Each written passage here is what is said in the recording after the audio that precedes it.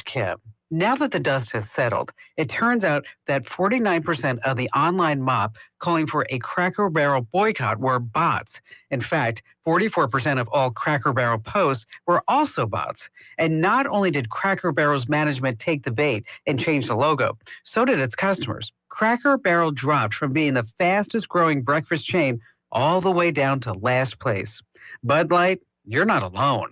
Sign up for my free newsletter at getkim.com. Remember the good old days of the internet, a place where you could truly feel free without snoops or spies watching every move? Unfortunately, now we go online knowing we're being tracked. Our internet service providers can see our entire browsing history, and in the United States, they're legally allowed to sell this information. Who knows what they'll do with it? That's why I use ExpressVPN. It's a virtual private network that reroutes 100% of my online activity through secure encrypted servers, shielding it from the prying eyes of my service provider and other third parties. ExpressVPN hides my internet address, the number identifying me online, so I can't be tracked. My online activity is actually mine again. Imagine that. It's so easy to use that your entire family can figure it out with just one tap. And it works on all your devices: phones, tablets, TVs, desktops, up to 8 devices at once. Let's return to the good old days of online privacy and freedom. Use my special link to get 4 extra months of ExpressVPN for free at expressvpn.com/Kim. That's expressvpn.com/Kim. Talkback is sponsored by The Clinics. With 18 providers and 3 locations, someone can see you today. It's Talkback, Central Louisiana's longest-running talk show. Whether it's the guests or the callers, Talkback is where Central Louisiana begins its conversation.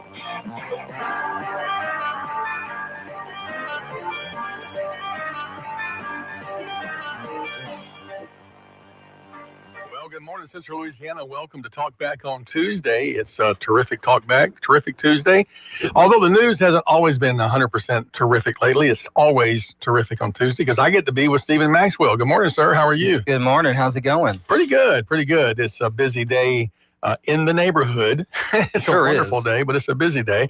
And we've got a lot going on. Our listeners, I'm sure, have been following the updates that the news media gave yesterday. You were very busy, Stephen, giving us updates on the school threats that were taking place. And this morning, we're going to be joined in just a couple of minutes by Jeff Powell, Superintendent of Rapides Parish Schools. And then in the 8 o'clock hour, Sheriff Mark Wood himself will be in studio to give us the law enforcement update. So thank you for arranging both of those interviews.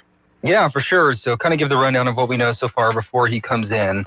So it kind of started on Saturday. Threats made towards Peabody. It stemmed from an incident over at the Superdax bar off 71 South. Apparently, according to law enforcement, there were some retaliatory threats made towards Peabody parade goers, students, faculty. So they decided to cancel the parade that morning on Saturday. And then a couple hours later, decided to cancel the football game and all the activities surrounding it. Then Sunday, fairly quiet. Monday, we get here, and then we get some messages here at the station from parents who got messages from the school board saying that there were threats directed towards Ash, Peabody, and Pineville high schools. And so we heard about people and parents going up to those schools, picking up their kids, and there were lines at all 3 schools. I went to all 3 of them. We saw Pineville. They were lined up outside for, some parents were saying, for an hour and a half trying to pick up their kids. Then the school board said, actually, that's hampering our security measures. And so they advised people not to do that. We'll hear from the superintendent here in just a bit, but they have arrested the sheriff's office 2 juveniles, 1 for the Pineville incident, and then 1 for the Peabody and Ash incidents. And so sometimes with juveniles, you don't get a whole lot of information. Correct. Sometimes you can get the ages. We haven't gotten that yet, and they may not give it to us. It's just it's a very touchy subject. Definitely won't get the names, but maybe we can get some more answers on what the threats were. We've been seeing the pictures posted around Facebook, claiming that was the threats. Of course, we just want to get it verified before we say that for sure. So 2 juveniles so far have been arrested. Late yesterday afternoon, the Tioga High School received a threat, and a text message went out from the school board of that information. With that information, I have a child at both Pineville and at Tioga High School, so I got quite a few messages yesterday, and I want to give kudos, and I'll do that to Mr. Powell when he calls in. I feel like they were doing a good job of communicating as best they could in those circumstances and the information they could. It is interesting, and I'll ask him about that. The original messages that went out didn't give any indication about checkouts not necessarily being helpful, but later they added that information that it's actually hampering the law enforcement efforts. And so that may be something that they learn from and encourage parents to hold off. Although you're going to have a hard time keeping parents from getting, from going when there's danger of not going to where their children are. Well, I think the difference today, too, especially with Tioga, is you're going to see a lot of parents probably not even bring their kids to school, so it probably wouldn't affect it that way. A friend and I were talking this morning that he made the comment he had seen several teachers and even a law enforcement officer say they were keeping their kids home today. Really? And that surprised me, to be honest, because typically, those who were close to, especially law enforcement, doesn't have that mindset. So that caught me a little off guard, but nevertheless, folks were going to take the precautions they need to take. We're going to go to the phone lines now. I believe this may be Mr. Powell. Good morning. You're on Talkback with Nathan and Stephen. Hey, good morning, Nathan and Stephen. It's Jeff Beck. That's good morning. Timeliness of your call. Thank you, sir, for calling in this morning. And I know you had a busy day yesterday, and it hadn't slowed down yet today. Yeah, it's been a little bit of a whirlwind, actually, going all the way back to the weekend. Well, Stephen just gave us a rundown of the incidents that happened, starting with perhaps, and this is our understanding, an incident at Super Dax Bar on Friday night that ended up kind of bleeding over into the weekend's activities with threats first against Peabody, and then, as we understood it, against Ash, and then subsequently Pineville, and now the latest threat made against Tioga. And he also commented to us that there are 2 juveniles who have been arrested, I assume separately, but the investigation continues. That's our understanding of the overview. How about you give us your perspective of how events unfolded? Yeah, I mean, that's Stephen's kind of been right there on the breaking news side of this, and he has it pretty much accurate. And the only thing I would add to it is it actually goes back a week prior when we had the situation at Oak Hill. All of these situations are similar. And I think what made, as my team and I were debriefing yesterday, along with, and I do want to specifically talk about Chief Grimion, Sheriff Wood, Tommy Cornline, the cyber division of Rapid Parish Sheriff's Office have been just phenomenal throughout all of this to help us in terms of identifying suspects and even making arrests, 3 arrests, actually, when you count the Oak Hill situation over the last couple weeks.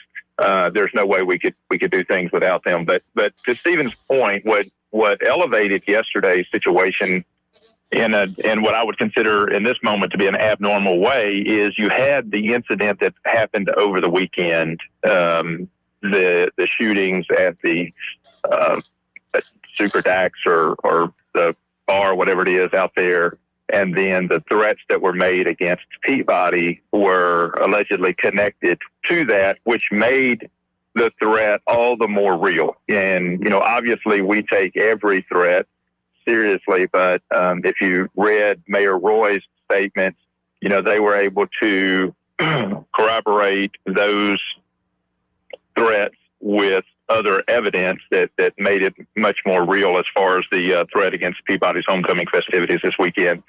So when you kind of bring all that to the table with these social media threats that were made against the schools yesterday, it just raised a level of intensity with parents, with the community that just frankly hasn't necessarily been there in the past. I mean, we've been dealing with social media threats for several years now, but typically they come out as not viable, not credible. But with the heightened awareness over the situation that happened this weekend, it just made it a little bit more traumatic for parents and the community. We do have some breaking news. We just got word from the sheriff that they have arrested 2 more juveniles, one dealing with the Tioga and Peabody incident. So that brings the total with Oak Hill.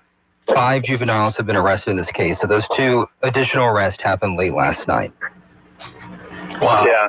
So I'll just throw this out there, Stephen and Nathan. I don't know if y'all saw that Mike Johnson released something late yesterday evening about pushing legislation to put maybe some more strict law enforcement incentives, if you will, against those who terrorize our schools in this way. But if you do some research, last year in 2024, Australia passed some laws that prevent juveniles from even being on social media, having social media accounts, 16 years old and younger. And for the social media platforms that don't put safeguards in place, there are healthy fines to them. I believe Florida passed a law last year that made it 14 in order to have social media accounts. I mean, this is the kind of stuff that's going to have to start being considered in order for some of this stuff to be addressed. Yeah, and that's something we see all these, and I hate to say it, like all these shootings we've seen across the country lately, just a mental health issue, and then young people being involved with this. I think that's definitely an important conversation to be had, for sure. Jeff, I'm sure that was a gut-wrenching call to cancel the Peabody parade first, and then all of the homecoming, the game itself. Was that a collaborative decision was that your decision? Was that the city of Alexandria's decision? How did that come about? Yeah, I mean, we always make decisions kind of in conjunction. I've been on the radio before and talked about things with school closures, with weather and all of that. It's ultimately, I mean, the burden, the decision falls on us, but we make it with as much evidence and information as we can possibly come up with. And in the situation this past weekend, we had lots of support and information from the city of Alexandria. Mayor Roy and I spoke, as well as Chief Grimion, giving me constant updates. And I got to give it to Ms. Ford, Kendra Ford, the principal at Peabody Magnet High School. We spoke multiple times throughout the day. And then in this case, you also had a whole nother parish and school system. I was talking with a superintendent from the parish where we were playing the football game. They were getting ready to load 4 buses, and word had gotten down to them.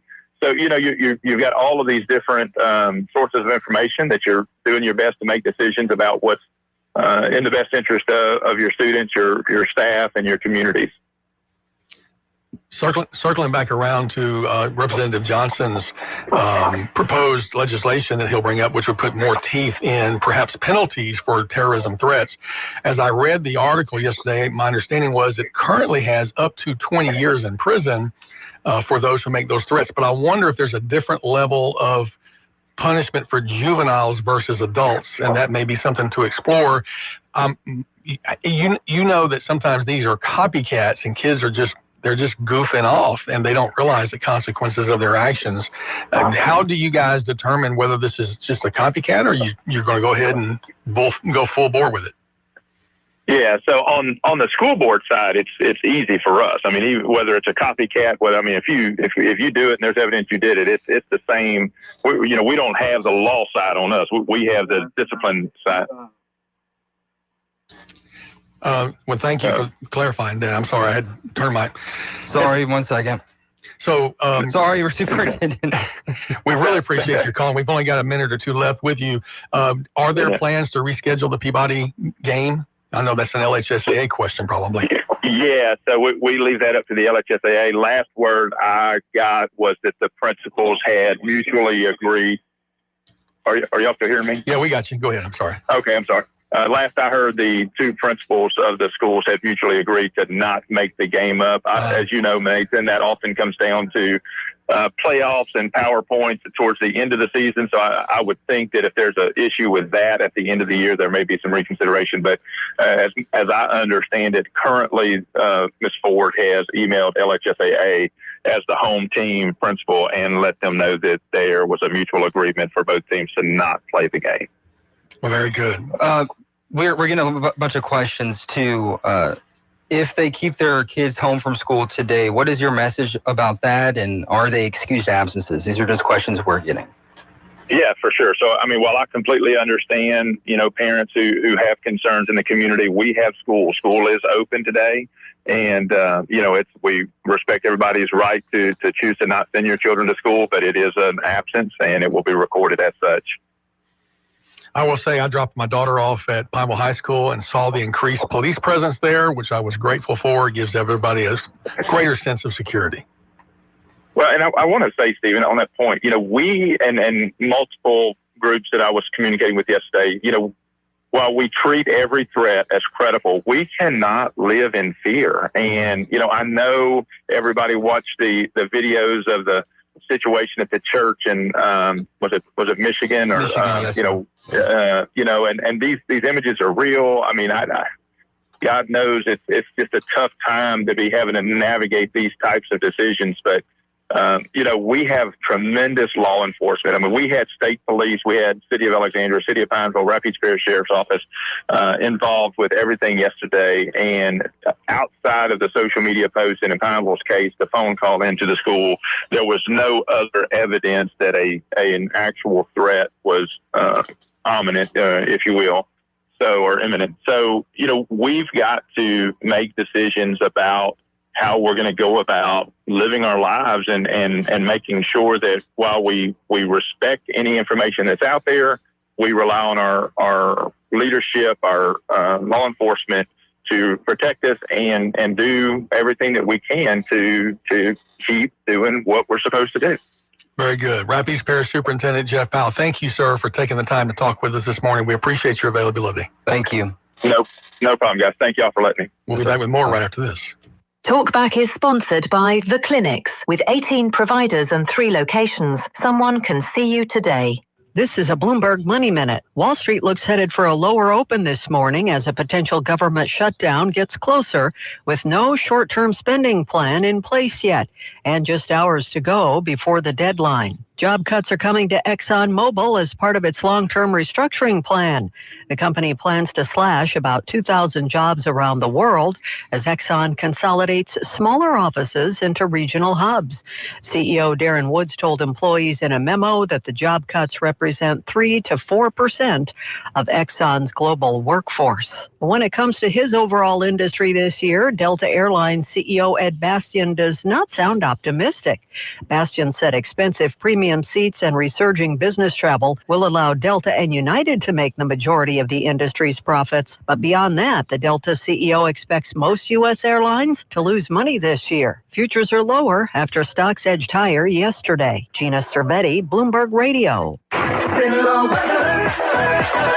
Good morning. Mostly cloudy skies in our forecast on this Tuesday. We'll see 89 for the afternoon high. It winds out of the northeast at about 5 to 10. Tonight, partly cloudy, we're down to 63 for the overnight low. And then Wednesday, another beautiful day with lots of sunshine. Still warm. Afternoon highs near 91. And a chance of a shower or two in the forecast on Thursday. From the Cenla Broadcasting Weather Center, I'm Dave Grayson. If you'd like to take part in the show today, call the BOM Bank Talk line at 442-8255. That's 442-TALK. And remember, if you're looking to purchase or refinance your home, call Christina Bagwell at the BOM Bank Mortgage Department at 448-2430. Now back to Talkback, 970 AM, 104.9 FM, KSYO. Welcome back to Talkback on Tuesday morning, the 30th day, the final day of September. And it's definitely been a sobering weekend with all of those who have students in the school system trying to make decisions today about sending their children to school or not. The questions will continue. The conversation will continue as more information comes out. And Stephen, you were receiving breaking news from the sheriff's office in the last 10 minutes that we haven't seen anyplace else. Yeah, the sheriff let us know that 2 more people have been arrested. The sheriff's office let us know that 2 more juveniles have been arrested dealing with the Tioga and Peabody incidents. Those 2 juveniles have been put into the Renaissance home, and that brings a total of 5 juveniles arrested in about a week. That's stunning. From Oak Hill, Tioga, Peabody, Ash, and Pineville High School threats. So one of our listeners commented on, sent us a message about the question about more legislation needed to control juvenile behavior. What about parental accountability? And I do remember in reading the legislation or reading the article about the proposed legislation, there is some parental accountability in there right now. And I'm assuming that that's what Representative Johnson and the others would seek to promote, because when you're dealing with juveniles, then that certainly is a matter that parents have to be involved in that conversation and care. We've seen even on the national stage, parents being convicted for allowing children to have access to weapons and things like that. So that's certainly going to be interesting. You brought up was it New Zealand or Australia that actually has outlawed social media activities for children under 16? Yeah. Louisiana has passed legislation to require identification for children, I believe is how it is, on social media accounts, and they're the first state to have done so. These are huge questions that are going to take some big answers to solve, but I got to say, hats off to the local law enforcement, the cyber division, and the cooperation between the school board, the parish police, parish sheriff's office, and the local police departments. I saw they were even acknowledging the Louisiana Christian University Police Department in their press release. So there was a lot of joint cooperation. Let's go back. Press, very good job. Let's go back to the phone line. Good morning. You're on Talk Back with Stephen and Nathan. Good morning, Stephen. Good morning, Nathan. Good morning, sir. Good morning. I know that law enforcement is doing all they can, and I understand the issues with it being juveniles. Until we march one of these kids out of the school in handcuffs, and Stephen and Urban Cast and everybody else covers it, until they are made an example of, this is not going to stop. Renaissance House is great. I understand all that. That's not a deterrent for these kids, obviously. Until it's made public and they do it in a public manner, it's not going to stop. I think there is an underground I hate to say underground, but a level of communication between the youth that they know about things that we don't know about. And I really do hope that that kind of information gets spread amongst them, because my kids were showing me screenshots of the threats that were going around that us normal adults are not seeing.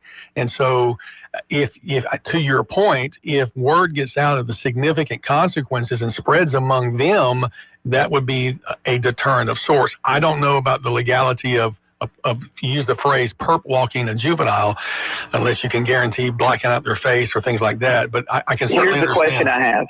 Here's the question I have. When a juvenile is missing, it's put on everywhere. Their name is out there. When they're missing, it's out there. But when they commit a crime and do what they've done and affect this school system drastically, nobody knows their name.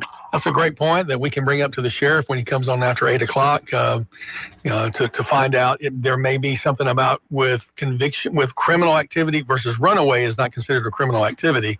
Right. There may be an issue about due process and presumption of innocence and juvenile rights. I don't know the answer to that. That would be a state issue. Okay. Yeah. Yep. Y'all have a great day. Thank you so much for your call. We always appreciate it. We have callers with great thought-provoking questions, and thank you very much. 318-442-8255. The BOM talk line is the number, 318-442-8255. Today would be a good day for some new callers to give us a call and chat with us about what's on your mind. Yeah, and when he's talking about that, we would not be allowed legally to film those children or really post their mugshot. There's some complicated laws behind that. We could ask the sheriff what state law says, but there'd be some issues for that, for sure. And there's some obvious reasons why as well, why we have that in most states. Well, and I'm really looking forward to talking with the sheriff to hear the timeline of these last arrests. It sounds like it was overnight, which is important to know. Let's go back to the phone line. Good morning. You're on Talk Back with Stephen and Nathan. Hi, good morning. First of all, Nathan, thank you. When you're on, you always, as soon as somebody calls in, you stop what you're doing and answer the phone, and I appreciate that. But also, I just passed by Ash, and it looks like I pass there every single morning, and they're parked on the street. But this morning, I'd say a good 30-40% less cars in the student lot. With just not, parents not knowing. I know that where my son goes, high school, there hasn't been a planned practice for anything to happen, any emergency prepared plan in the 4 years that he's been there. So, we've gone over one personally on what to do, how to get out. And I think it's a sad day that you have to sit down and have serious conversations like that with your kids about, it's beyond, hey, we just need to pray before you go to school every day. No, now we have to sit down and physically draw out a plan for what you're going to do, because our schools don't have that plan. So, this is what you're going to have to do. And it's just a sad day. You know, they're not necessarily scared, but it's, you wake up every single day knowing that there's about a 95% chance that there's been a mass shooting or something that has happened. And now it has creeped into our city. Thank God it hasn't physically happened yet, but it starts with threats. And I think it's a sad time. You're right about what you said, the underground threads that happen. My son shows me that stuff every day, stuff that I would never see.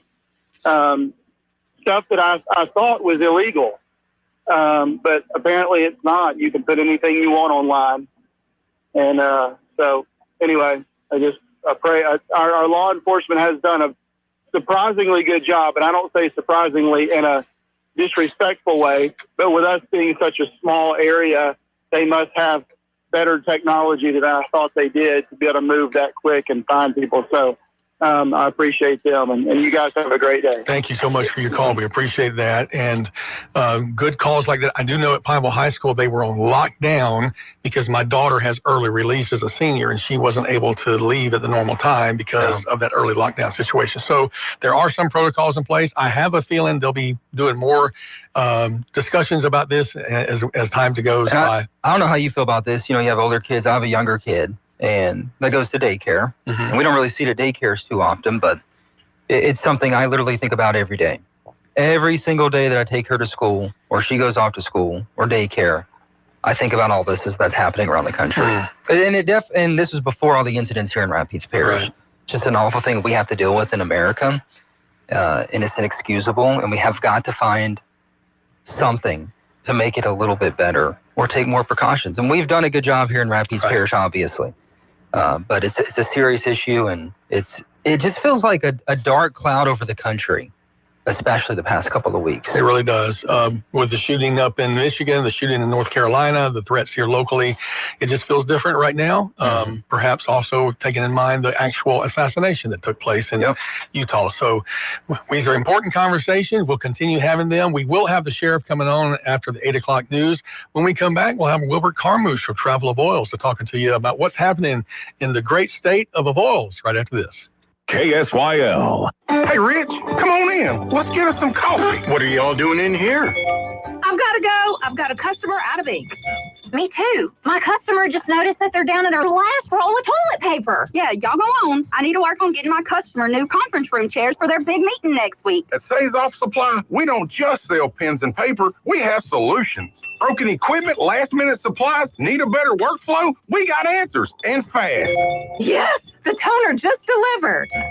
Yep, thanks to our delivery team, our little bathroom crisis has been averted. My chairs are on order, and they will deliver on time. Say's is your local partner for not only office supplies, but janitorials, furniture, copiers, and most of all, workplace solutions. Big box stores sell stuff.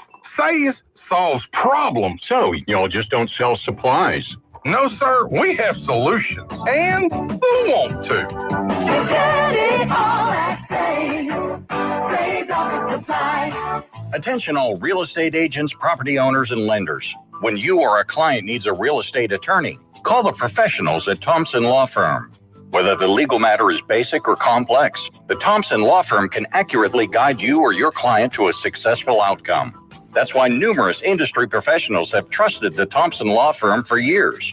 They also handle estate planning, successions, and business law. Call them at 473-0052. I am a paid non-client attorney spokesperson. A1 Pools now has a fall and wintertime pool special. Get a free Dolphin robot cleaner, a free saltwater system, 2 free sidewalk mini jets, and a $1,500 rebate with the purchase and install of an in-ground pool from A1 Pools. Now you can't beat that. Don't miss out on this limited time sale. Save thousands only between now and December 15th, 2025. Call A1 Pools now at 318-449-2093. That's A1 Pools, 318-449-2093. It's Talkback 970 AM, 104.9 FM, KSYL. Well, we're going to lighten the mood just a little bit, bringing in Wilbert Carmouche from the Free State of Avoyelles. I said it incorrectly a while ago, but according to Paul Harvey, it's the Free State of Avoyelles. Is that right? That is correct. Get closer to that microphone over there. That's what we're hearing. It's the free state of Avoyelles. And they do things differently in Avoyelles Parish. Absolutely. Sometimes we move to the beat of our own drum. With a lot of spice. Exactly. All right. Well, what's happening this month in Avoyelles? We've got plenty of things happening in Avoyelles Parish, and it's, we don't skip a beat. It starts tomorrow with Autumn Fantasies, which is the photography work of Mr. Frank Coco that's going to be hosted at the Avoyelles Arts Council Gallery. Reception is tomorrow night from 5 to 7, and then the exhibit will stay through November 14th. So you can call Gwen at 264-1826 for additional information. Bunkie Trade Days, Main Street Bunkie, that is Saturday morning, October 4th. Starts at 8 o'clock in the morning. A wonderful opportunity to go there and visit downtown Bunkie, which is absolutely gorgeous right now. We've done a lot of great stories there. Stephen has helped us with a couple of those stories featuring Bunkie. So, oh, we love Bunkie. I have one coming out in a couple of days, weeks, hopefully. Oh, that is wonderful. Still haven't posted the Griffins one. I have it in the tank. It's there. It's in the holding pattern. Is that the full service station? It's the full service station. Awesome. Exactly. I had a group of students that homeschool students that were on tour of the Northup Trail this past Thursday. And they got to witness that someone pulling up at the gas station, getting, the windshield washed and their gas pumped. And I knew there was like, oh my gosh, I've never seen that. So it was, but a great tour, and a shout out to that homeschool group if they are listening. So that's all in downtown Bunkie. SimSport is celebrating their 100th anniversary of being incorporated on October 9th. That's at 11 o'clock at the SimSport Library. Burgers for Badges could never come at a more appropriate time, and that's going to be hosted by the Cottonport Banks in Avoyelles Parish. That's October 10th from 10 to 2 for first responders. If they show up with their badge or in uniform, they'll get a free burger and a drink and a pat on the back saying good job. Mm-hmm. So, as I said, perfect opportunity to recognize these people. Wings and Wheels over at the Marksville Municipal Airport. That is their annual fly-in that they're going to have this year. They've added classic cars to that as well. So come out with your family. That starts at 8 o'clock in the morning. It goes till 2. Food and beverage will be available for sale, all to benefit the activities at the Marksville Municipal Airport. St. Joseph School Fair in Plocherville, October 11th and 12th. We know we can get some of our best foods at the different areas of Avoyelles Parish at our school fairs. Brittany's going to have an autumn painting workshop at Sarto's Old Iron Bridge. That's October 18th at 10 a.m. in the morning. You say Sarto Old Iron Bridge. Is that? Tell me more. Is that just a bridge? What is a historic bridge? Okay. It's the first bridge in Louisiana that was put on the National Register of Historic Properties. It was built in 1916. In 2016, we celebrated its 100th anniversary, of course, in Avoyelles Parish style with a birthday cake, and we sang "Happy Birthday" to the bridge. Just any excuse for a party, any excuse for a good time and a piece of cake. There you go. It was that Barnwellville cake that we talk so much about. So, and it's right across from the Adam Pointier Grocery Store Museum and Post Office Complex. Great. A perfect opportunity to discover Old Americana. Dating back, the store dates back to the 1940s and post office as well. So very nice. Great field trip for teachers as well. RISE is going to have their health fair and cancer walk in SimSport on October 18th. Monster Ball at Paragon Casino Resort, also on the 18th. Starts at 7. Get your tickets at ParagonCasinoResort.com. Family Halloween Dance. Stephen, there's an opportunity for you to bring your daughter. Nice. At the Hayes Auditorium, come in costume. It starts at 5:30 in the evening and goes to 8 o'clock. They've had a mother-son dance, father-daughter dance. This time, bring the whole family from grandchildren to grandparents. I don't think you want to see me dance, though. Sophia and my wife will. Maybe do the Monster Mash. Yeah, that's right. Exactly. Walk like a mummy. That's over at Paragon Casino Resort. Sacred Heart is going to have their school fair on October 18th and 19th in Mooresville. Alligator Feeding Show at Paragon on October 25th. 4 p.m., and Halloween movie night at Sarto Old Iron Bridge. That should really sort of might be a little spooky there. October 25th, starting at 5 o'clock in the afternoon. There'll be games, crafts, food, and entertainment for the children as well. Very nice. You also have some trunk or treats coming up around the parish. Yes, indeed. 3 that I've been told of so far, and I'm sure by the time I get back, there'll be several more on my desk to add to this list. But we have a Falls Hospital on October 22nd, 4-H, Vols 4-H on October 23rd, and Our Lady of Lourdes in 5th Ward on October 26th. So and everybody really moving from the 31st to another date to not compete with stuff on the 31st, I guess. Yes, exactly, because they still do home-to-home traditional on October 31st. All this stuff, I'm sure, is available at travelofoils.com. Travelofoils.com, or Facebook is at Travel of Oils. All right, very good. Great. It's good stuff happening in the Vols Parish. Absolutely, and I'll be here at the end of the month to tell you what's going on in November. We look forward to it every single month, Wilbur. Absolutely, and I appreciate everything you do for us and promoting a Vols Parish. I'll be there soon, I guess. Oh, it's time to eat. That's right.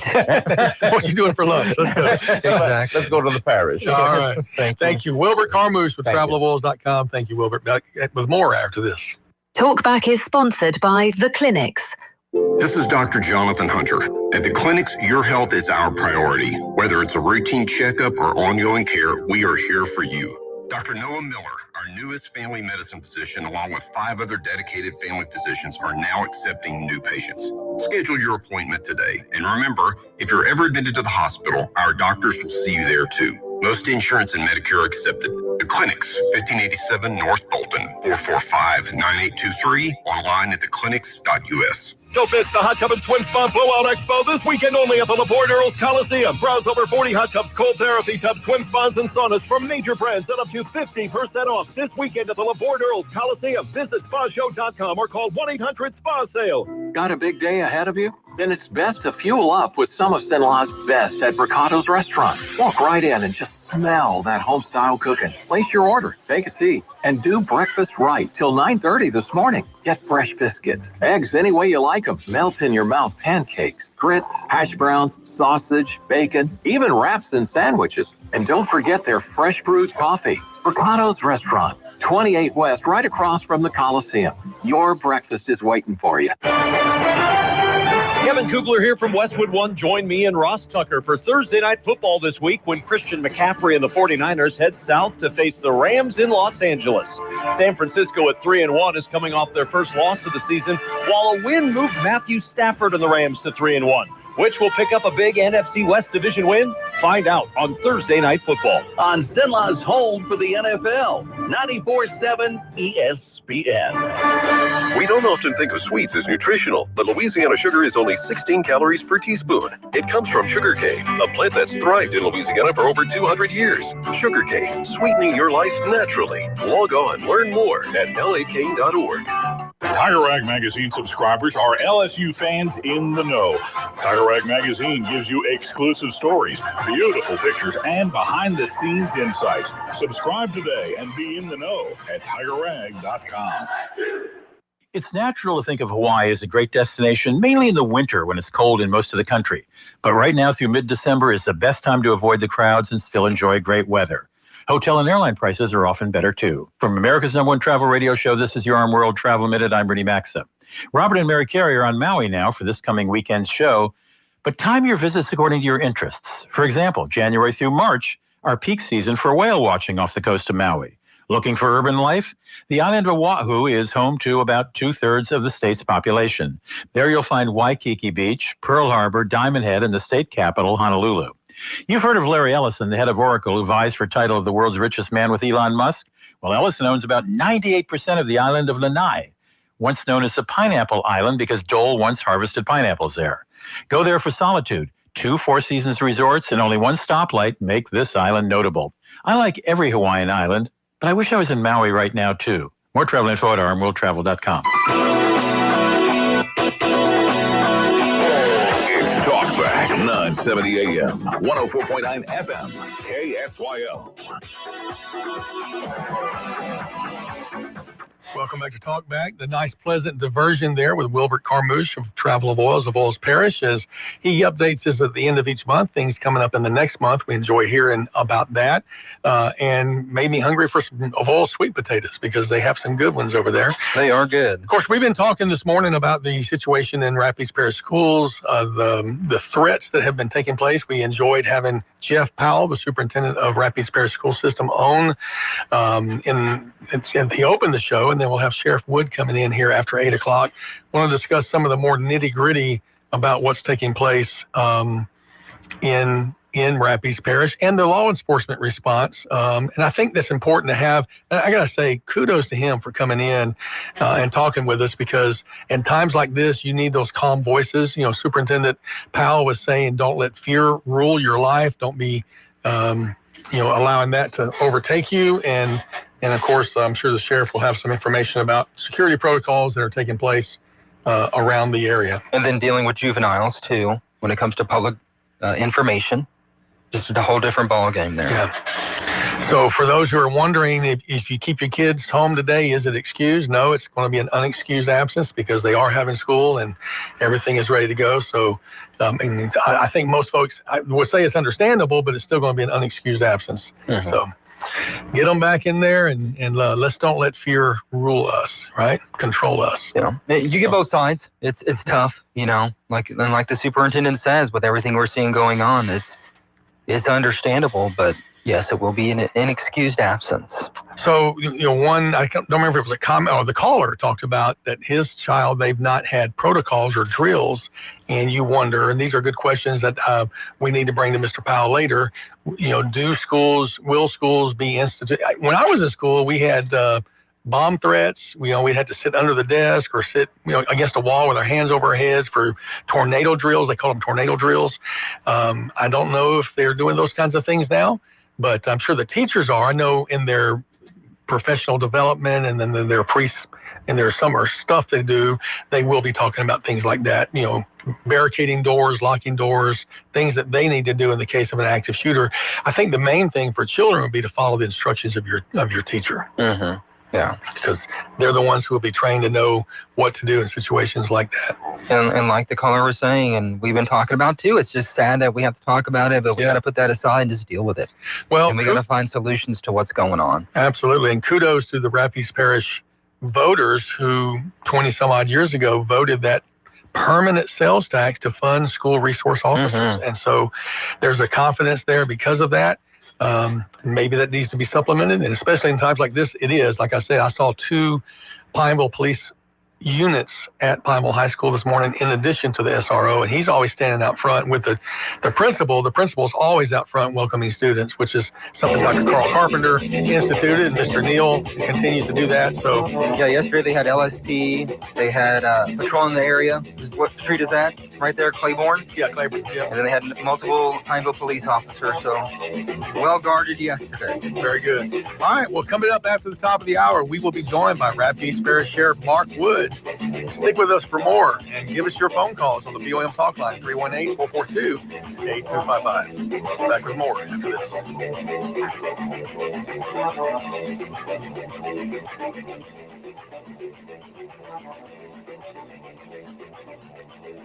You've been listening to Talkback. The opinions expressed were those of the hosts and callers, and not necessarily those of Cenlaw Broadcasting.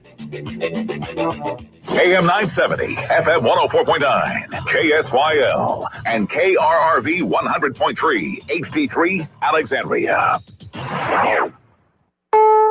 This is CBS News on the Hour, sponsored by Progressive Insurance. I'm Deborah Rodriguez. Defense Secretary Pete Hegseth has just addressing senior military leaders from around the world at an unusual meeting he called for this morning at Marine Corps Base Quantico in Virginia. He took aim at the previous Pentagon policy, promoting risk-averse, go-along-to-get-along conformists instead. You name it, the department did it. Foolish and reckless political leaders set the wrong compass heading, and we lost our way. We became the woke department. He's pledging to fix what he calls decades of decay. President Trump expected to speak next. Breaking news from Dallas. The family of a Mexican man shot outside an ICE field office there last week says he has died. In a statement, they confirmed 32-year-old Miguel Garcia Hernandez has been removed from life support. His wife is expecting their fifth child. Garcia Hernandez was one of 3 detainees shot. 1 survives. Police say the gunman died of a self-inflicted gunshot wound on the roof of a nearby building. With no deal between the president and congressional leaders to date, airlines are bracing for a potential government shutdown at midnight. It could trigger furlough and firing of tens of thousands of federal employees and force air traffic controllers to work without pay. Correspondent Chris Van Cleve is at the airport in Colorado. We don't expect major disruptions tomorrow or the rest of this week if people show up at an airport like here in Denver.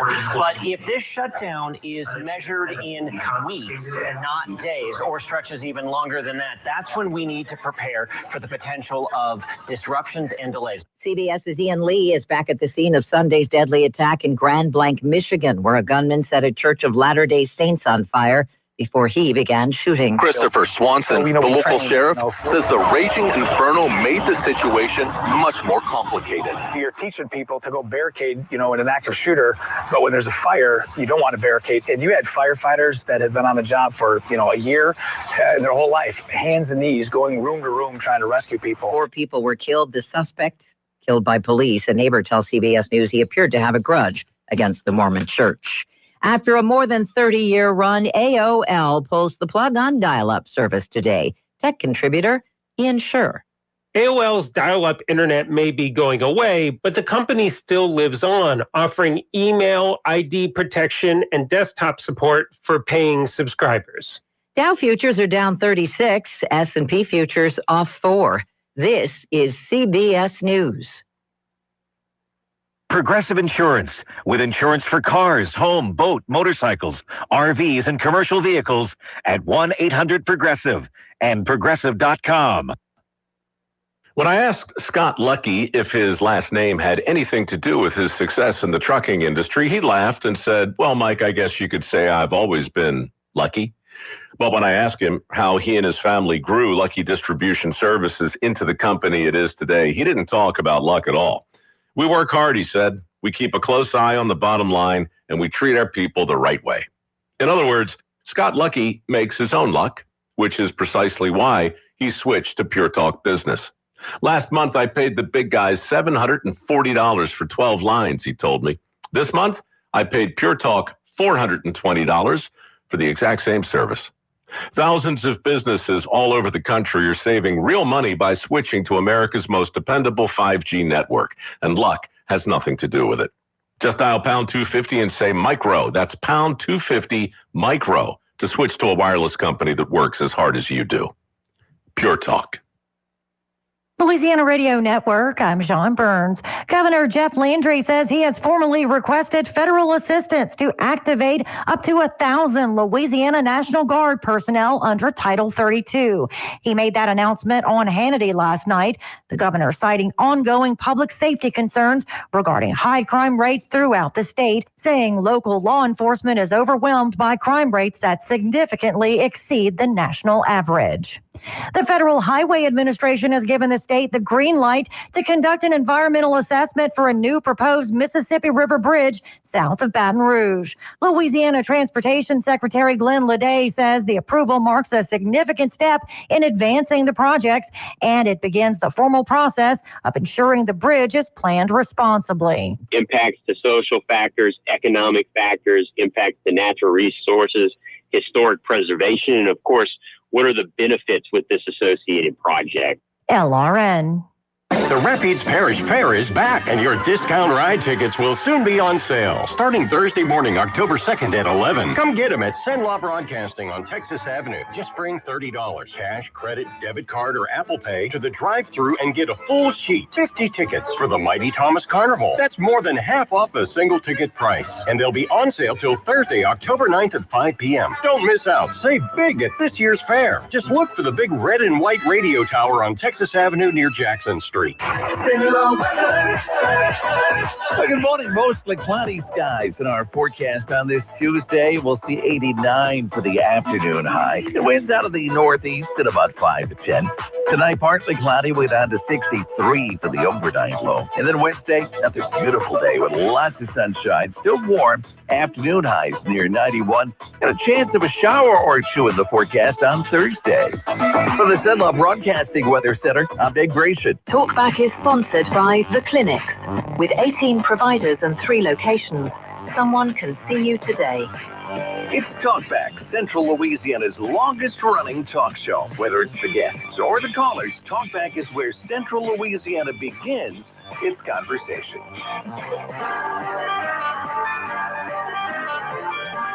Well, good morning. Welcome back to Talkback on this Tuesday morning. We are delighted this morning to have the Honorable Sheriff Mark Wood in the studio with us. Mark, Sheriff, thank you so much for being here. Oh, thank you for having me. Man, it's always a joy and delight to visit with you. You, lifelong resident of Rapides Parish. You bet. You were. I don't know if you were conceived here or not, but definitely born here and raised. Oh yeah, right from the very beginning. You know, my mom was almost 40 when she had me, and my dad said I just slipped right out on him. I wasn't, one of them things. So, and your dad was a preacher, if I remember right. Yes, sir. Yes, sir. He was. I've already outlived my dad. My dad died when I was young. I was 20. And I've already outlived him. Mom never remarried. Yeah. Lived to be 92. I hope I got some of that in me because I don't want to aggravate my kids a little bit. You know? Right. So, my grandmother, my grandfather died. She was like 45 or 50. I forget. She lived into her 90s. So she lived more years as a widow than she did married. So, kudos to those ladies who had that love. By the way, just realized we got 3 preacher's kids in here. Really? This could be trouble. The PK deal. I got you, the man. PK tree learned about the same stuff I was. Yeah, well, my dad preached down in your part of the neck of the woods. Oh, did he? In the Fairview area, but a place called Soapstone. You know where Soapstone's at? Yeah. What church? Arkadelphia. That's where my dad was a pastor there for 20 years. Really? My dad, I got a picture of me sitting on the old church, the steps, had steps right there as a vacation Bible school. Really? Yeah. I was my dad was literally a pastor there for 20 years. I'll be dead. What's your dad's name? Lee Wood. Lee Wood, my dad. okay. Yeah. I'm sure. Soapstone's something else, too. It is. You got to be going there to get there. That's right. So he come out of the woods. Absolutely. That's pretty cool. I didn't know that. Yes, sir. All right. Big story, though, of course. Sure. So we're starting off with Oak Hill over a week ago now, I think, the incident there.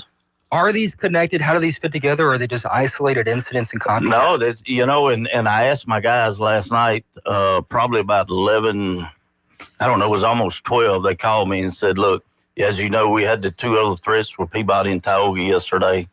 They found the 2 juveniles that did that. And I asked them, I said, what are they telling? Why are they doing this? What's the deal? And they thought it'd be a funny joke. It'd be a joke. And I'm just shaking my head. My word, they have turned this whole parish into chaotic. It's unbelievable. And so when Mike sent me the legislation, I've heard y'all talk about that. There needs to be something. We need to stiffen some things that we can do. And, the times we live in are different. You can't holler bomb on a plane anymore. You can't holler fire in a theater and now so with these threats and it goes back to the terrorizing deal, and that's what they're being charged with basically. And but we can't let this dictate how we live. It's hard. Look, my grandbabies are in one of these schools this morning. I have confidence in it, and I say my prayers every night to the good Lord that we don't have that problem here. And think about this, guys. If somebody is going to ambush or shoot you, they're not really going to give you a heads up. Think about that. Right. That shooter up in Michigan that went to that church, he didn't call him ahead of time and say, hey, by the way, I'm fixing to ram my truck in the side of your building. So think about that. That's what's going to happen. So that's why and look, the rest of the week, all these schools, we're going to have heavy police presence just to make everybody feel at ease, and we're really going to be watching that. And man, it's just it's heartbreaking that these juveniles are doing this. It's just heartbreaking. But that's what they, my guys told me last night. That one told him. Some of them's not telling them. They're telling us, we did. We tracked it to them, and then every one of them told us, we did it. And that's kind of what they said. As one said that, I just thought it'd be a joke. Do you expect there to be more arrests in these cases? I don't believe so, but we're looking at them. And it's tied my guys up for days now, because when you get something like this, it's all hands on deck. And they have been tied up with this. And my hat's off to them. I thanked them last night, and they're tired. And they're back at work this morning. And so, it ties up law enforcement. It ties up money. It costs us overtime. You have no idea what this, Nathan, you get into this. You run the city government some, so you know what this costs. Well, and you don't budget for this, so you just got to figure out how to cover it. That's right. That's right. Well, I gave kudos to the Rapides Parish citizens a little earlier for passing that sales tax years ago, I think under Sheriff Hilton, to get the SROs, and that has been a phenomenal. Yes. I don't know if we were the first one in the state of Louisiana to do it, but it has certainly set us ahead of the curve. Oh yeah. We were the only parish there for a while, and still are, and some that have SROs in just about every school. Junior high, we have like 60-something schools through the parish, where a lot of parishes have put everybody like Grant, or something like that. So you don't need as many. But that's a big undertaking. I think the folks, when they passed that, I hadn't been here that long, 2 or 3 years, and Sheriff Hilton came with that concept, and you're right, it puts the head curveball. Well, you even have them in the private schools, which I mean, those citizens pay taxes as well, and it's really good. I do chapel at Grace Christian School every week, and he's in that, around the perimeter of that, because that's where a lot of parents come and outsiders come to the chapel service. Funny story, I invited a guest one time to come with me, and while that guest was there, I didn't introduce him. He's just a man from my church that we were going to do something. SRO walks up and says, "Sir, are you here with one of the students?" And he's like, "Well, no, I'm a guest of the ministry." He goes, "Oh, okay. I just want to make sure."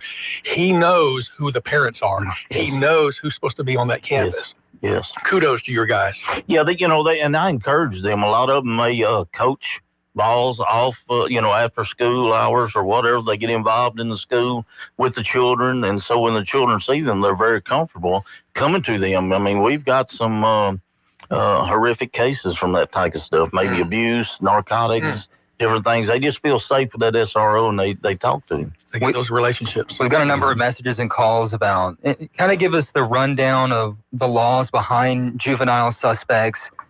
Some people want them to be made examples of. Tell us some of the faults with that and the rules that are in place right now. That a lot of juveniles are covered because we can't release that information about them. Their pictures are safe. Now, if there are some exceptions to that, after they have been arrested, the DA brings charge if it's a violent crime of some sort.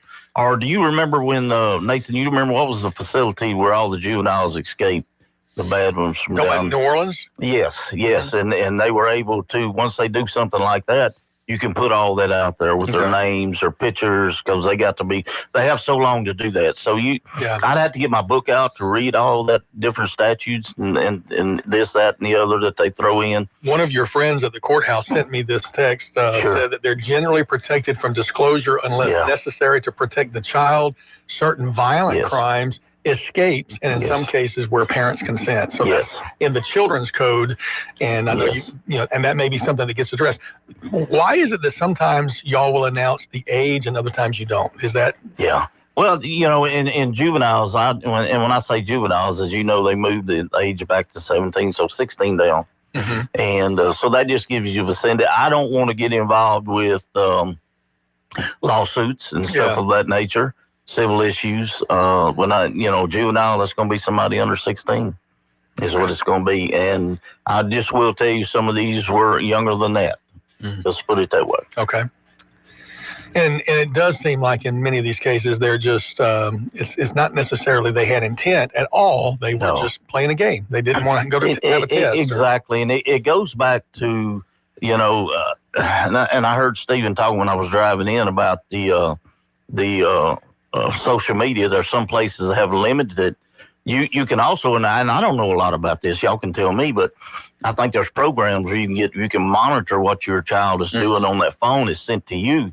That's things we need as adults that we need to do. We need to monitor. And look, my family is as guilty as anybody. My grandson, he turns 11 today, and he's got a phone, but there's certain things he cannot do on that phone. So that's some things that we need to look at.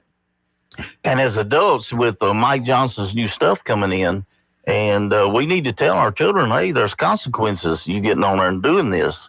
And we need to monitor them, what they're doing, not only for this reason. There's all kind of crazy stuff. What was it? TikTok and chit chat, whatever, TikTok, all Snapchat. that. Yeah. I mean, and you know, you need to really watch that because there are predators out there that are watching these things. And there's been cases where they lure these children in to some bad situations. Not only that, just the algorithm, getting them into dark places constantly. Exactly.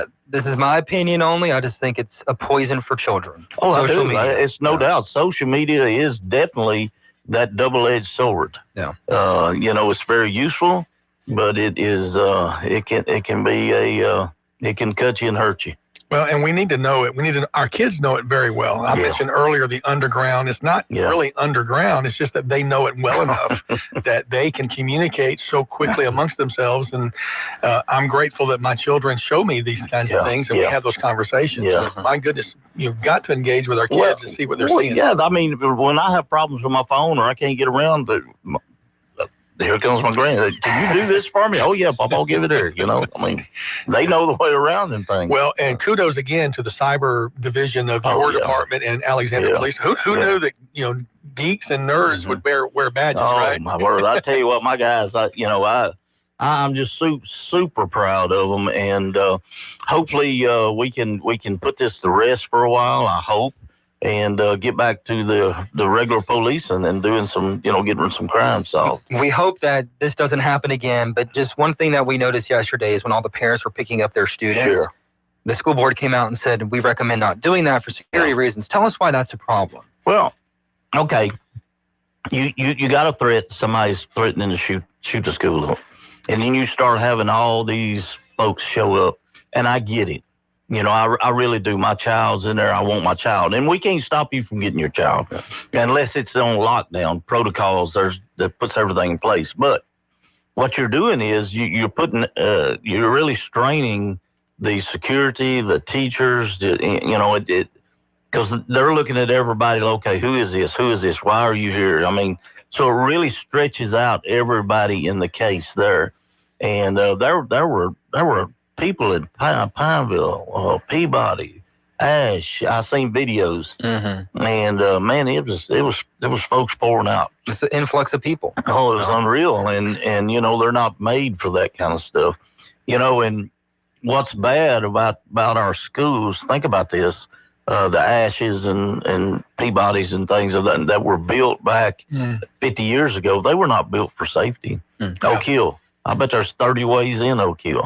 Yeah, I think I heard Ash has 50 some odd doors that have to be secured. Exactly, a lot of glass up front. I mean, so, back when they were built for education, comfort, and, so this is something new to everybody, the security deal. People do the best they can, and I think they do a good job at it. And then you see all these newer schools being built a little bit differently. Exactly. Like, what's the one, Georgetown and Grand Parish? Yes. You go there, they have like this sophisticated, what do they call it, like a manhole area where you kind of wait in this area. Yeah. So it's secure. Well, for sure. and even I think Superintendent Powell on some of the, they're redoing some of the schools when they passed the tax deal, and that's the way they're doing it, where they can funnel you into that one entrance and one way out type situation, so it's easier to guard. Yep. And Ash has that too when you come in. So yeah. But like you said, lots of windows, different doors. So it's tough. What do you do? So Can we talk for a minute about, well, we need to take a break. Can you stick around for another segment? Yes, sir. And I'm sure you're welcome to take calls if people would like to call 318-442-8255. Our sheriff, one of the most accessible men you'll find. Thank you so much. We'll be back with him right after this. Talkback is sponsored by The Clinics. With 18 providers and 3 locations, someone can see you today. This message comes from Viking, committed to exploring the world in comfort. Journey through the heart of Europe on an elegant Viking longship with thoughtful service, destination-focused dining, and cultural enrichment on board and on shore. With small ships that bring travelers closer to the destination, there's more time to explore. And every Viking voyage is all-inclusive, with no children and no casinos. Discover more at Viking.com. Here's a tale of Becky. Didn't know what to do with new meds prescribed and no real cost clue. She squinted at prices, that can't be right. Then tapped GoodRx and saw the light. You can get a deal. Book telehealth if you feel. Learn about those meds without any stress. That one little app does all the rest. Even my horse downloaded it. Dang, save time and money on prescriptions. Check GoodRx. GoodRx is not insurance.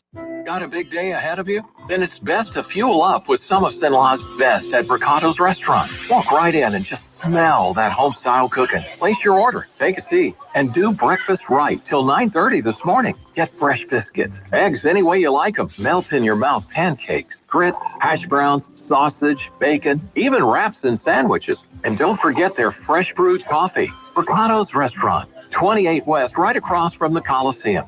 Your breakfast is waiting for you. If you'd like to take part in the show today, call the BOM Bank Talk line at 442-8255. That's 442-TALK. And remember, if you're looking to purchase or refinance your home, call Christina Bagwell at the BOM Bank Mortgage Department at 448-2430.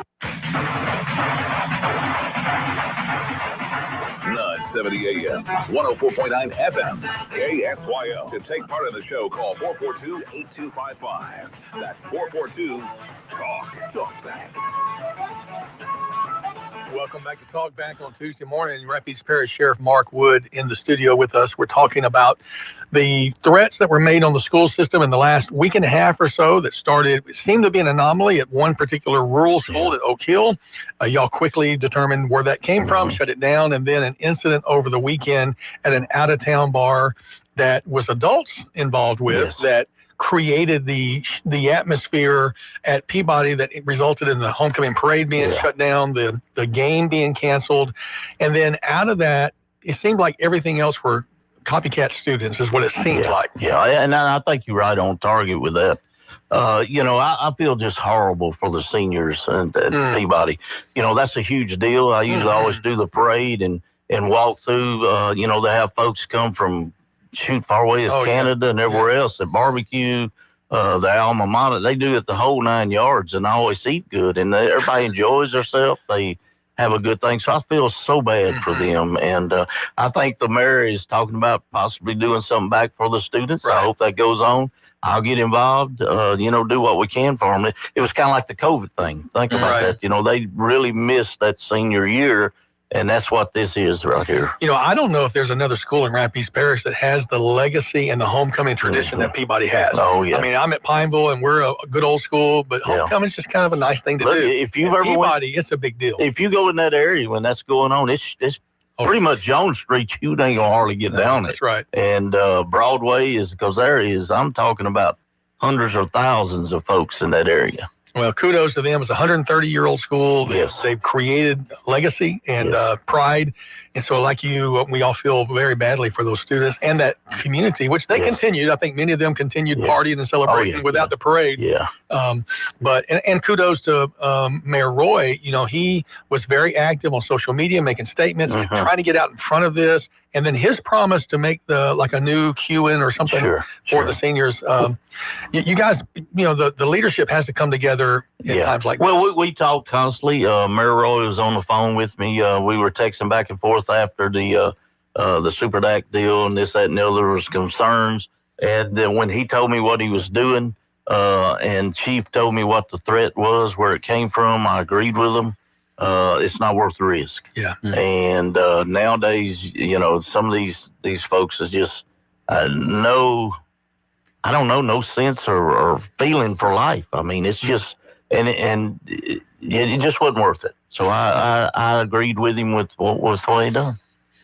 If someone's interested in a career in law enforcement and they have computer skills, you have any openings in cybercrime? You bet you. We always got. That's what we're talking about. We always have openings. We're pretty good. I mean, we got a lot of folks out there that do one heck of a job for this parish.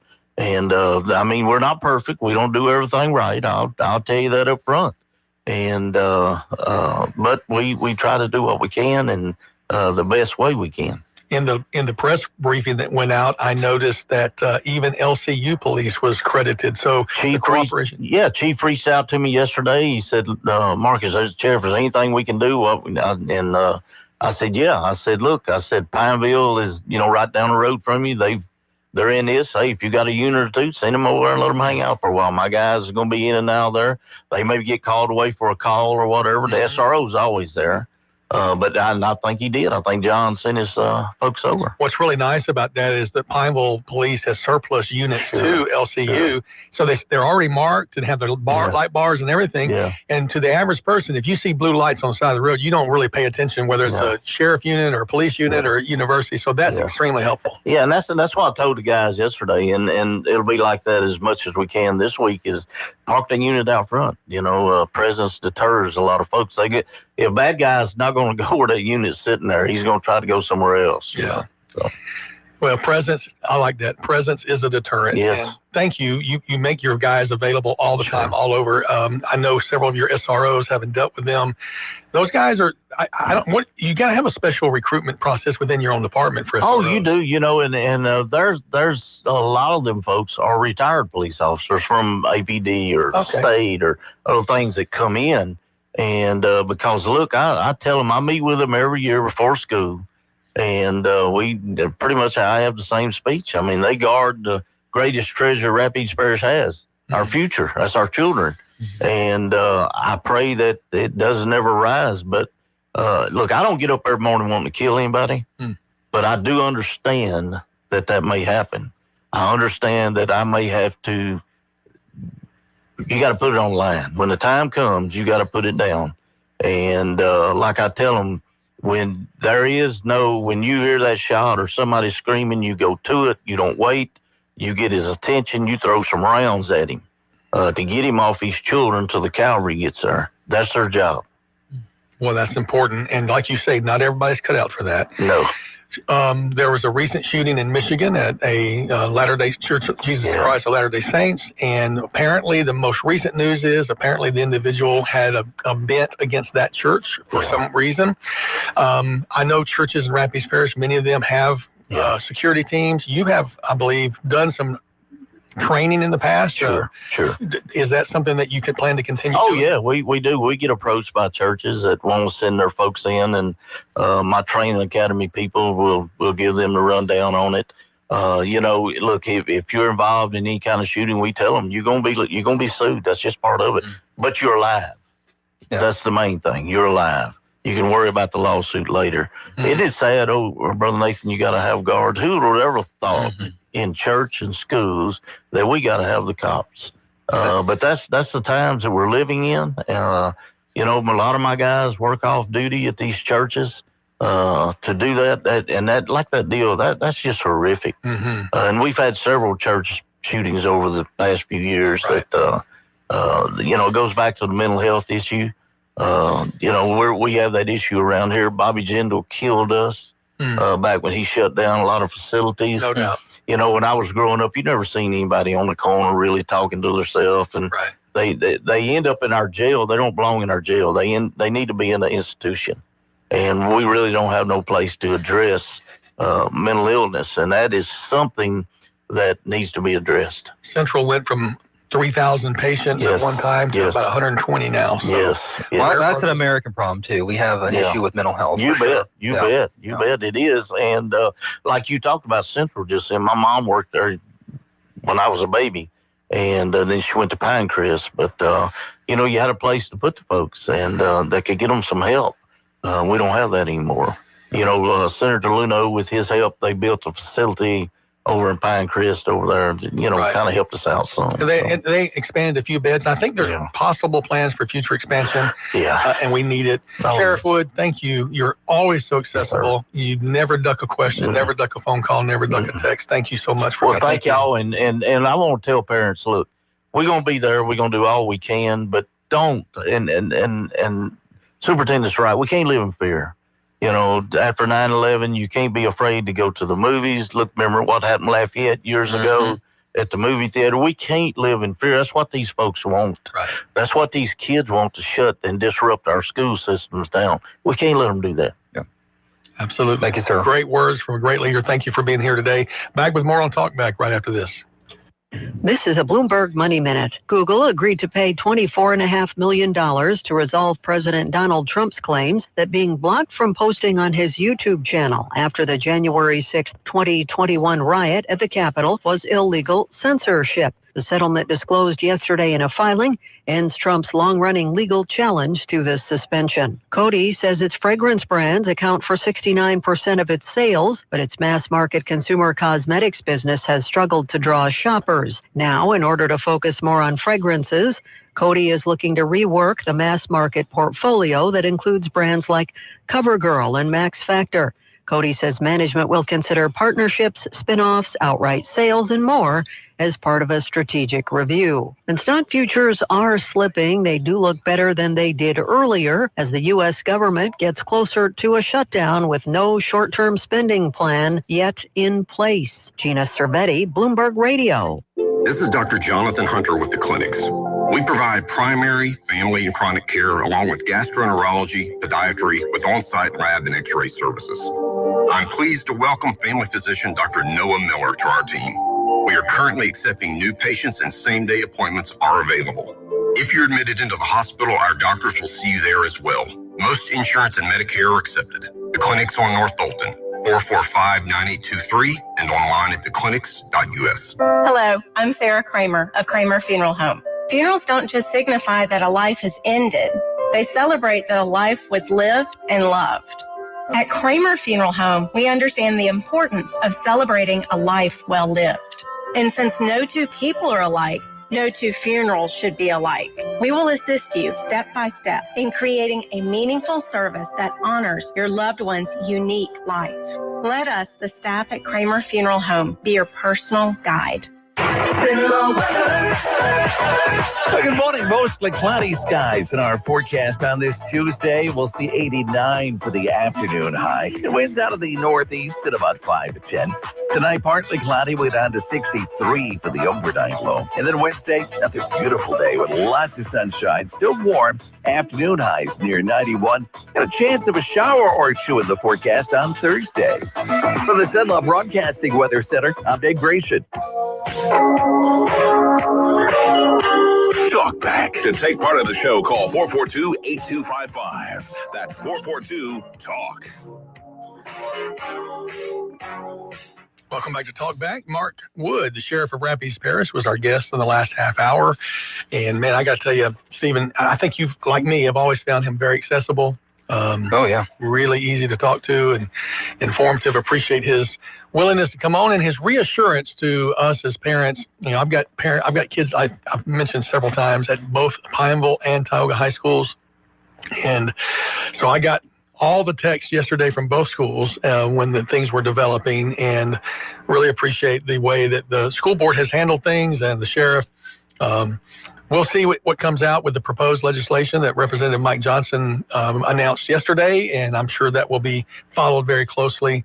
Crime is an issue. Apparently, the governor thinks it's an issue because he's calling for the National Guard to come in. He is, and he announced it on Sean Hannity on Fox News yesterday, saying that he is requesting 1,000 National Guard troops to support law enforcement, specifically naming Shreveport, Baton Rouge, and New Orleans. I know from experience Shreveport is down hundreds of officers at this point. And he goes, that will help reduce crime, and he is requesting that to Secretary of War Pete Hegseth. So people are asking and wondering where they would go. Obviously, New Orleans is an area that is being focused on. You mentioned Shreveport being down. Some people locally through the weekend were asking for National Guard for the Central Louisiana area. I don't know, personally, I just don't know that that's needed or how that would incorporate in our community, but that's not my decision to make. So it'll be interesting to see. I can see in crowded areas like the French Market or the French Quarter, excuse me, crowded spaces where you might need just some extra presence. But I don't know. What do the people think? 318-442-8255. Give us a call on the BOM talk line. Would love to hear from you this morning on that. I think other areas, Chicago, they're being sent, about 1,000 are being sent to accompany ICE agents. And I heard a story this morning about some young ladies who were arrested after following some ICE agents home, videotaping them, revealing where they lived and their names, which apparently that is a crime to reveal. Doxing. Yeah, doxing. Isn't that what it's called? I don't know if that's legally what it's called, but that's what the practice is called in general. So given the location and private information of federal enforcement officers is indeed a crime. So what do our callers think? Do you think we need it in Rapides Parish? Do we think we need it in the state of Louisiana? That became a formal request from the governor. And I've said it time and time again, like, look, we understand there is a crime problem in Louisiana, other parts of the country. Some say the statistics are down in certain areas where the administration is sending them. We could debate that all day. Mm-hmm. We do have a problem. People don't want to be police officers anymore. There are shortages everywhere. I'm very blessed in Pineville. We have except Pineville. We're very, very blessed. Pineville's an anomaly for sure. But my only concern, I understand we need support, we need help. My only concern is normalizing federal troops in American cities. There's a reason why we haven't done that too. Mm-hmm. That's my only concern. You know, we hope nothing comes out of it. We hope it doesn't become the norm. We can fix this issue permanently. But yeah, give us a call, 442-8255. And that was the request specifically for 1,000 National Guard troops. Interestingly, the National Guard is under the governor's control. But basically what he's saying is he wants the federal government to pay for it. So he could do it himself if he chose to, I think. But I need the money. I don't blame him. And so here is his letter. The state of Louisiana is officially submitting a request for federal assistance, RFA, to activate up to 1,000 Louisiana National Guard personnel under Title 32, Section 502F, through the end of fiscal year 26.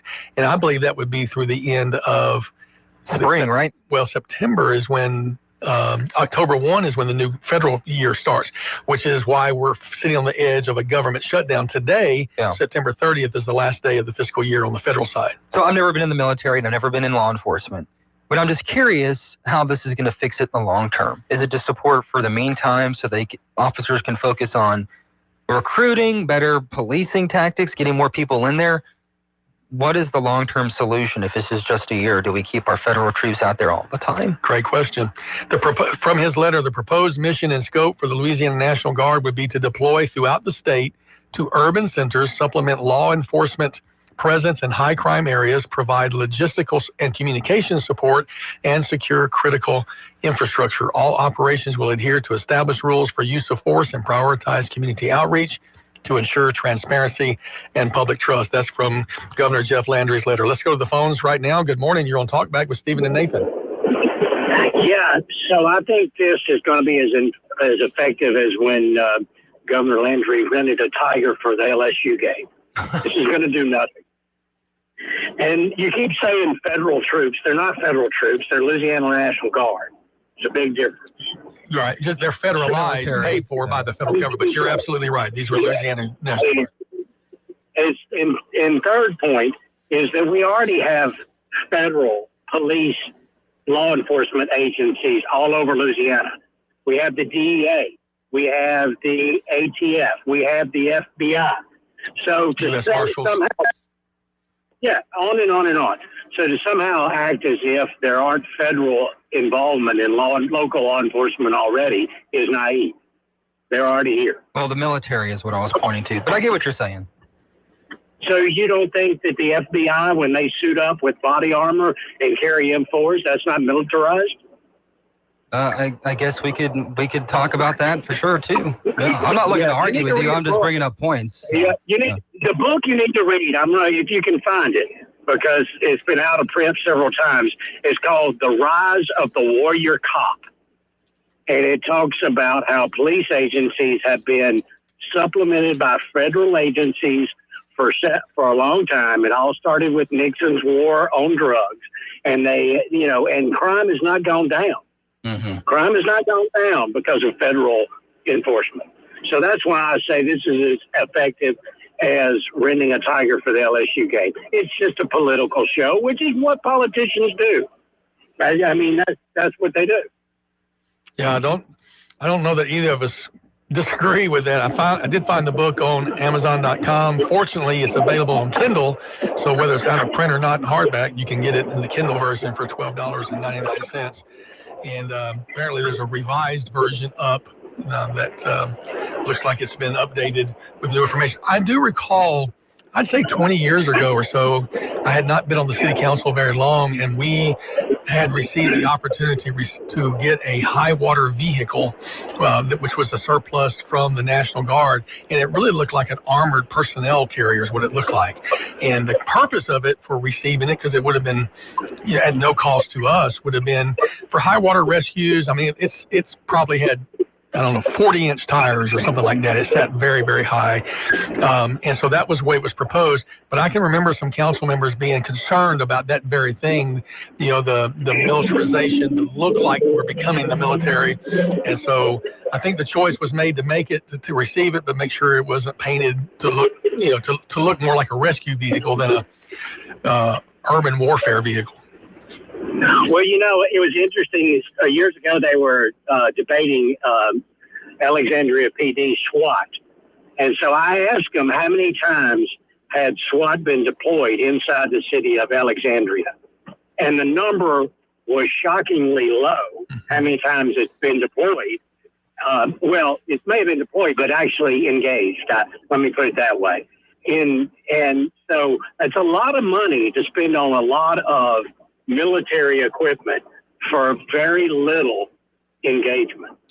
So, yeah. And you got to admit, Nathan, that that's a shell game. They take surplus military equipment, give it to local departments so they can buy new equipment. No, absolutely. And it's an opportunity. Many of those things are funded through grants. And so it is, you're right, it is in some ways. But at the same time, when a crisis happens, you are grateful that you have a trained SWAT presence to respond. I can recall in 2003 when the shooter barricaded himself after shooting the postman and the lawyer, and 2 police officers were killed. We have to have that training in place and people prepared for those critical instances. So I'm grateful for them, but it's a tension we have to have. I'm at the break time. I'm sorry, I've got to do this. We'll go to the break. We'll come back. Calls will continue on KSYL Talkback. KSYL. One big, beautiful bill. A signature achievement for President Trump. The decisive vote to get it done in the U.S. Senate? Louisiana's Bill Cassidy. Cassidy stood with Trump to provide historic investments in border security. Together, they delivered critical tax relief for working families. And the Trump-Cassidy law will boost manufacturing and energy production right here in America. And when President Trump needed a partner in the U.S. Senate to pass tough new penalties on fentanyl traffickers, it was Bill Cassidy who stepped up and got it done. With Trump and Cassidy, you can count on one thing: a conservative agenda for Louisiana and America. Call Senator Cassidy at 225-929-7711. Thank him for standing with President Trump and for fighting and winning for Louisiana and America. Paid for by Louisiana Legacy Policy Solutions, Inc. Attention all real estate agents, property owners, and lenders. When you or a client needs a real estate attorney, call the professionals at Thompson Law Firm. Whether the legal matter is basic or complex, the Thompson Law Firm can accurately guide you or your client to a successful outcome. That's why numerous industry professionals have trusted the Thompson Law Firm for years. They also handle estate planning, successions, and business law. Call them at 473-0052. I am a paid non-client attorney spokesperson. I have nothing to do. Looking for something to do? Listen up, Sinlaw. Make plans now for the Red Wagon 5K and 1 Mile Wagon Pool on Saturday, October 4th at the Louisiana Athletic Club in Pineville. It's a fun-filled day of exercise and activities for the whole family. Check it out online. Get revved up for the high-octane classic meets modern car show on Saturday, October the 11th. Come to Vaughn Chevrolet in LeCount, where old school meets new school, along with music, food, and prizes. It's free, family-friendly fun. Take a trip back in time at the 5th Annual Southern Forest Heritage Museum Fall Fest in Longleaf. On Saturday the 18th, everyone's invited for live blacksmithing, Model T rides, free museum tours, food and craft vendors, and more. Have a spooktacular time at the Pineville Family Fall Fest Thursday, October the 23rd at the Ward 9 Sports Complex. It's free. Enjoy a petting zoo, jumpers, hot dogs, and candy for everyone. Starts at 6. Sounds good. Sinlaw Broadcasting.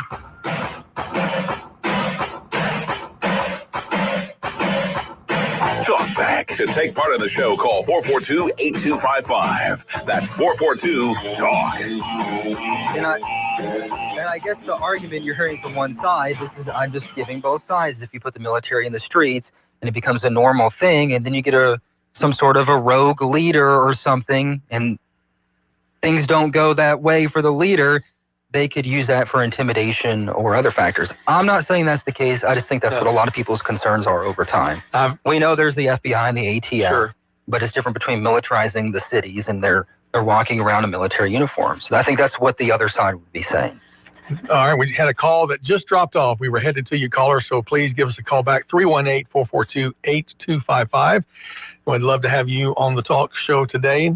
It's called a talk show for a purpose. We like talking to you and you talking to us. Let us know what's going on. And he says the warrior way of policing. Rise of the warrior cop. I think a lot of people on the left are against that too. They've been screaming that for a long time. So I'll have to read it. Put that in my cart. Yeah. So hardcover $29.57, paperback $11.33. I don't like this. The Kindle is more expensive than the paperback. Kindle's supposed to be cheaper. What's wrong with this?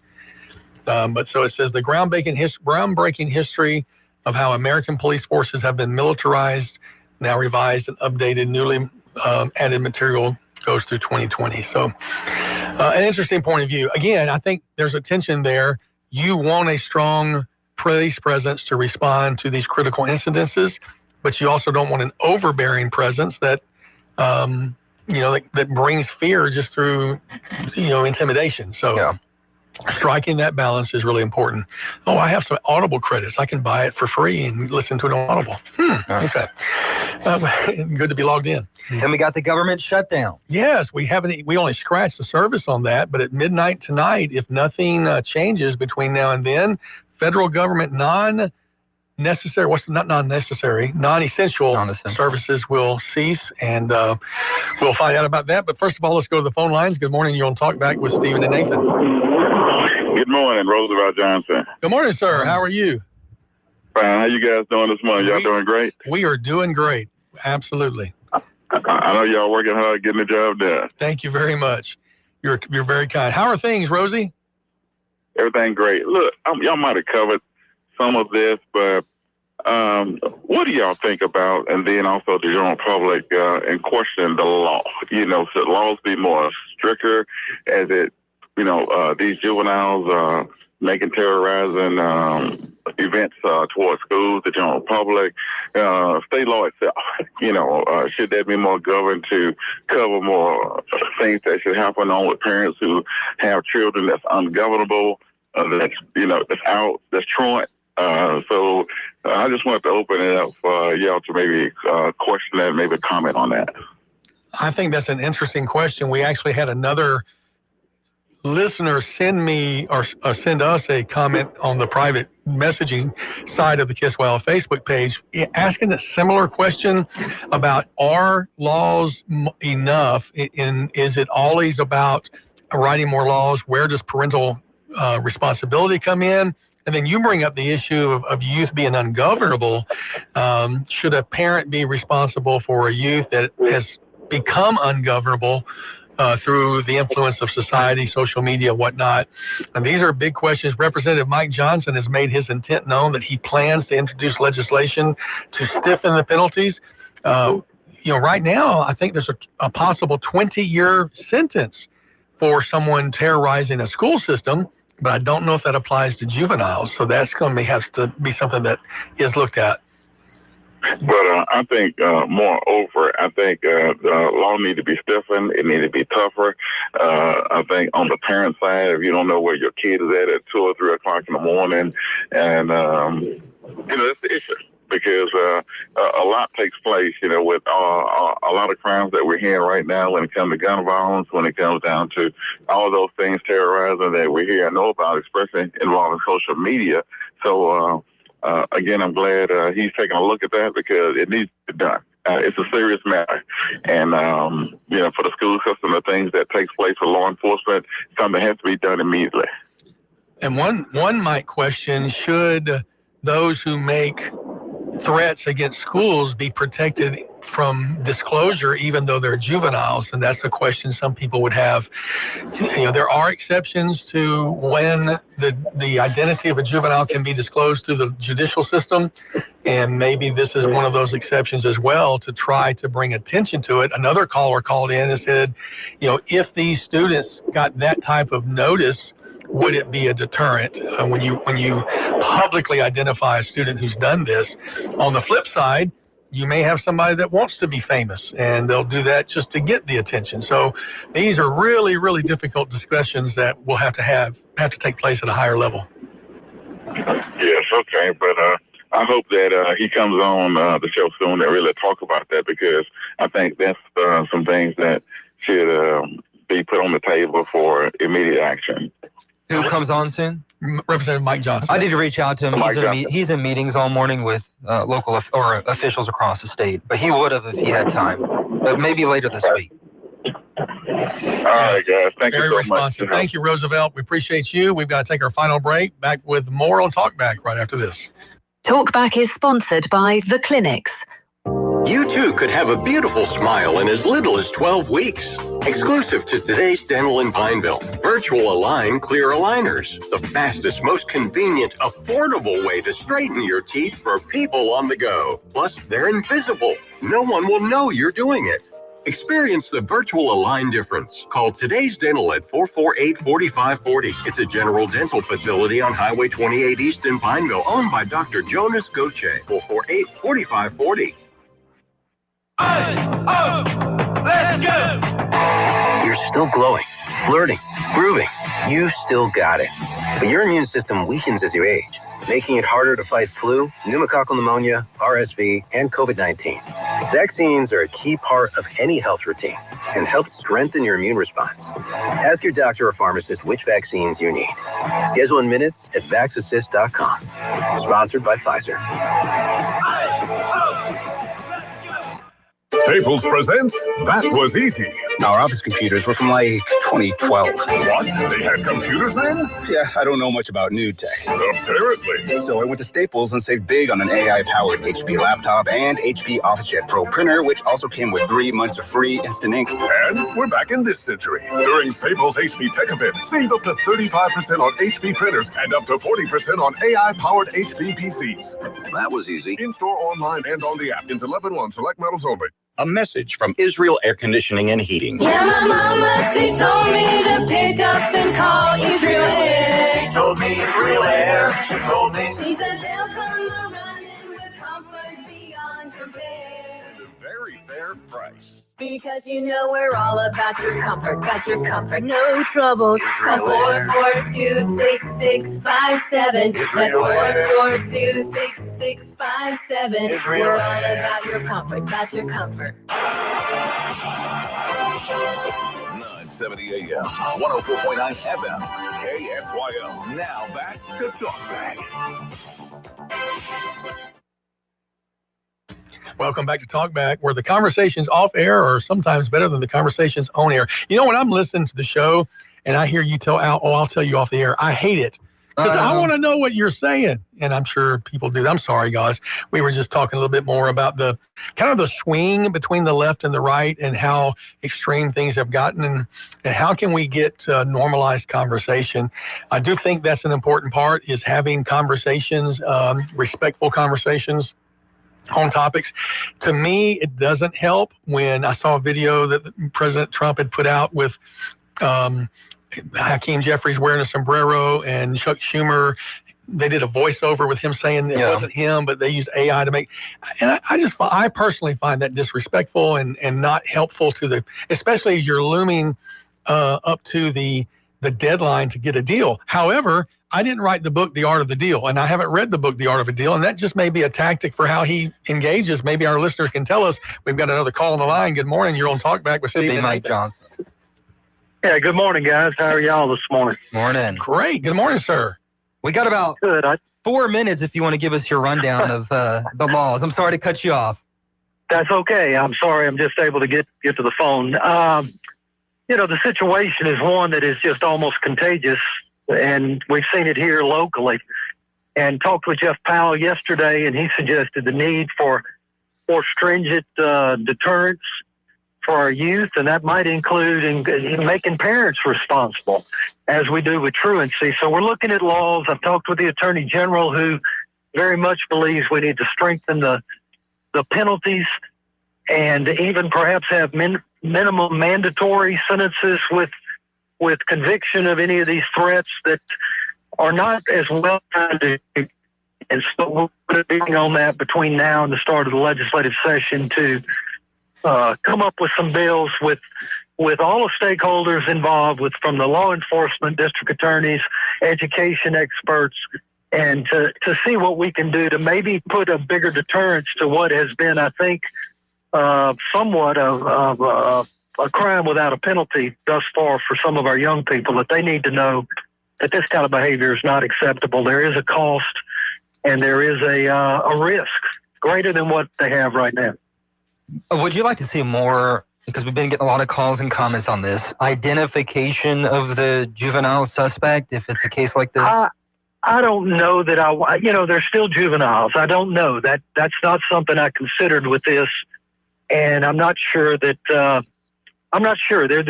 ability to do that now is very small, the exceptions, but certainly that's something that would be considered in drafting new legislation. I just don't really know how much of a deterrent that is. I suspect the parents being arrested would be even more effective, I suspect, in certain circumstances. Representative Johnson, thank you for taking this up. I notice in the current laws it allows for the penalty for terrorizing can be a fine of up to $15,000 imprisonment, up to 15 years. But I'm assuming that would apply to adults, because you can't give a 15-year sentence to a juvenile, can you? Correct. No, and right now the only real direct criminal action or action required on the youth is that they undergo some type of psychological evaluation.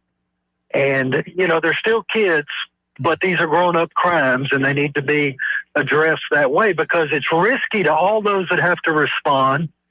You create a calling wolf type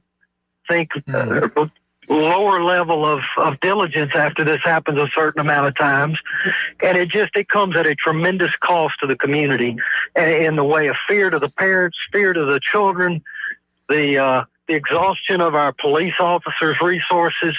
This is a serious issue, besides the potential that everybody's at a heightened level of tension when these things happen, and it's ripe for an opportunity of an unintended consequence that could be much more serious than just a gotcha moment that maybe a young person might think. I mean, especially the climate we're in across the country, where we're seeing shooting after shooting, and at schools and churches. Right. It's just a horrible thing to do. Right, and you do the things you can to try to address it, and that's what we'll be working on. And like I said, I've already talked with the Attorney General, the Governor's office, Sheriff's office, and we'll be with superintendents. Jeff Powell is one that insisted we needed to do something, so we've been working on it, but we wanted to make the public aware that this is the direction we're going in. Thank you, Representative Johnson. You've always been super responsive to your constituents and those across the state, and we appreciate you calling in this morning. Thank you. Good morning. All right, that's it for today's show, everybody. Thank you for being a part of Talkback. Come in tomorrow morning. It'll be Al and Stephen again for the Wednesday edition of Talkback right here on KSYL. You've been listening to Talkback. The opinions expressed were those of the hosts and callers, and not necessarily those of